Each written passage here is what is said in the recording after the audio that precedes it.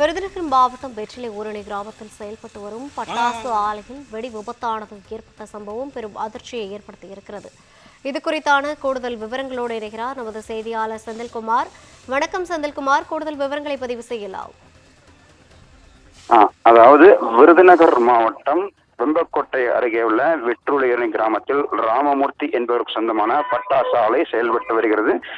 100க்கும் மேற்பட்டோர் பணியில் இருந்த போது இந்த வெடிவிபத்து ரசாயன கலவையில் ஏற்பட்ட வெடிவிபத்து காரணமாக வெடிவிபத்து ஏற்பட்டதாக முதற்கட்ட விசாரணையில் தெரிய வந்துள்ளது.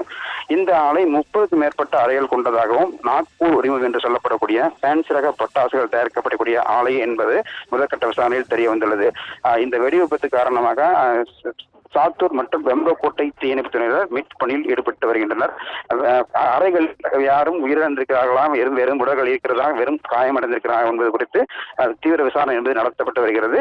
இந்த விபத்து குறித்து வருவாய்த்துறையினர் மற்றும் காவல்துறையினர் சம்பவ இடத்தில் வழக்கு பதிவு செய்து விசாரணை நடத்தி வருகின்றனர். கூடுதல் விவரங்களை வழங்கியமைக்காக நன்றி செந்தில்குமார்.